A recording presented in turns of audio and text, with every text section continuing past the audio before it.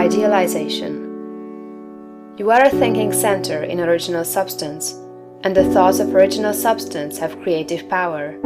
Whatever is formed in its thought and held as a thought form must come into existence as a visible and so-called material form, and the thought form held in thinking substance is a reality.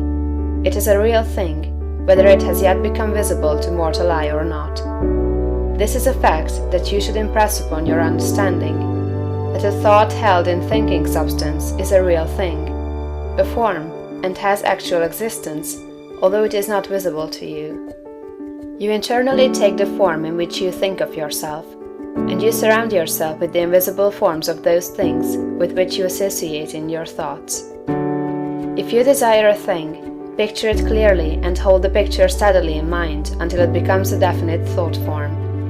And if your practices are not such as to separate you from God, the thing you want will come to you in material form. It must do so in obedience to the law by which the universe was created. Make no thought form of yourself in connection with disease or sickness, but form a conception of health. Make a thought form of yourself as strong and hearty and perfectly well.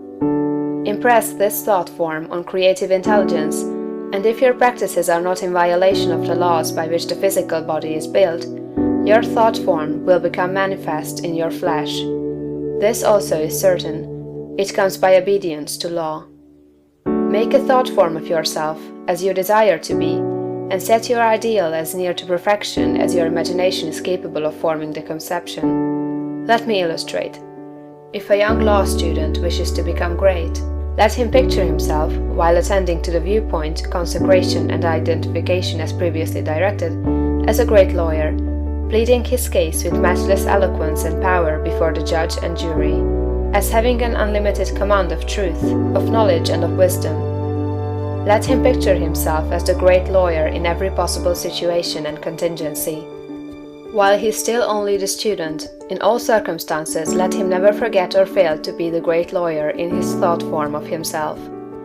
As the thought form grows more definite and habitual in his mind, the creative energies, both within and without, are set at work.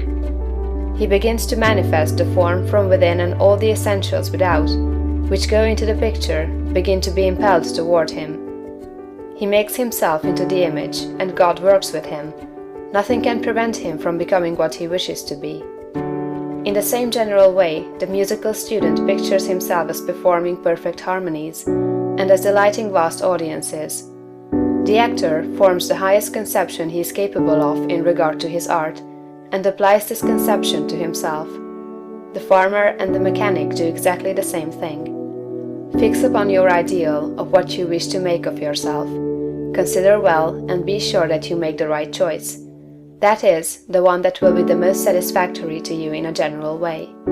Do not pay too much attention to the advice and suggestions of those around you.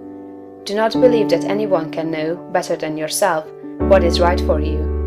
Listen to what others have to say, but always form your own conclusions. Do not let other people decide what you are to be. Be what you feel that you want to be. Do not be misled by a false notion of obligation or duty. You can owe no possible obligation or duty to others that should prevent you from making the most of yourself. Be true to yourself, and you cannot then be false to any man. When you have fully decided what thing you want to be, form the highest conception of that thing that you are capable of imagining, and make that conception a thought form. Hold that thought form as a fact, as the real truth about yourself, and believe in it. Close your ears to all adverse suggestions. Never mind if people call you a fool or a dreamer. Dream on. Remember that Bonaparte, the half-starved lieutenant, always saw himself as the general of armies and the master of France, and he became in outer realization what he held himself to be in mind. So likewise will you. Attend carefully to all that has been said in the preceding chapters, and act as directed in the following ones, and you will become what you want to be.